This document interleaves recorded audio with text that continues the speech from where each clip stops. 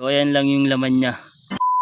What's up sa inyo mga kaibigan? So magandang hapon sa inyo lahat, no? So welcome back dito sa Kios TV. At ayun na nga mga kaibigan, so nandito na naman tayo sa ating Loop Tambayan. At syempre, for this video mga kaibigan, mabilisan lang to, mabilisang vlog lang to mga kaibigan. So ayun nga, at kagagaling lang natin sa sponsor natin. So yung nag-i-sponsor sa atin ng itlog, yung dalawang itlog ng champion, yun nga lang, no, yung sa kasamang palad, so hindi nabuhay o hindi nagkaroon ng laman, no.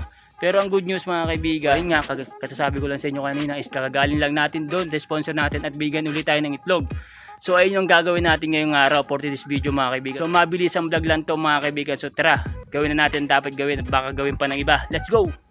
So ayan mga kaibigan, so nandito na tayo sa breeder natin. Yung naglilimlim sa dalawang itlog ng in-sponsor sa atin na champion egg. Yun nga lang, sa kasamang palad ay mukhang hindi mabubuhay kasi walang laman o unfertile yung itlog, no.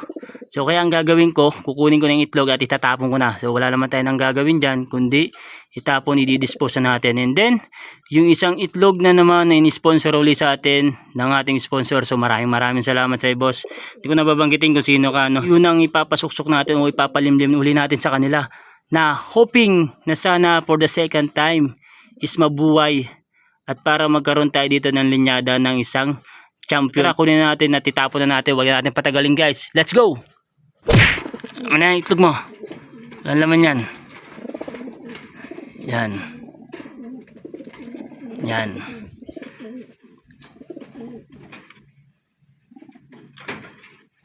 So ito na yung dalawang itlog guys na walang laman.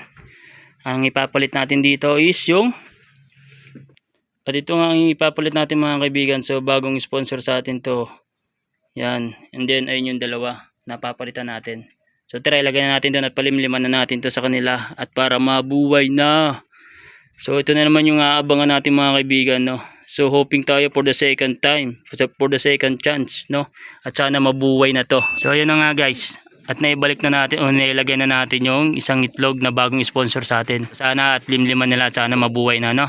At ito na yung dalawang itlog guys na sinasabi ko sa inyo na unfertile o walang laman. So ang gagawin natin dito, syempre tatapon na natin to. Hindi na natin to mapapakinabangan. Yun na mga kaibigan, connect natin uli itong itlog for the last time bago natin sila i-dispose, no. So ayun nga, ano, malabnaw nga siya talaga. Wala siya talagang laman o wala siyang ugat.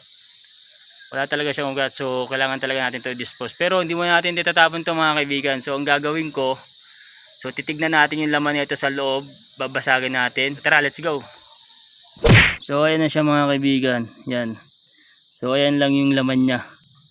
So kulay dilaw lang. So wala talagang kabuhay-buhay, no. Then yung isa ganun lang din, malabnaw din. Yan oh. Ito rin yung isa, wala rin oh. So kumbaga parang ordinaryong itlog lang na yung kinakain natin, yung nabibili natin sa palengke. Parang ganun lang mga kaibigan. Wala talaga siyang buhay o wala siyang tsansa na maging ibon, no. So ayun lang. So, dito ko na itong tatapusin tong video na to mga kaibigan. At least nalaman natin kung anong laman niya sa loob, no.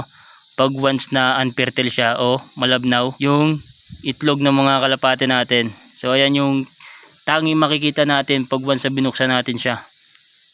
Yan. So dito ko na tatapusin itong mga kaibigan, itong video natin ito, no? So huwag niyong kakalimutan mag-like, comment and subscribe. Then peace out.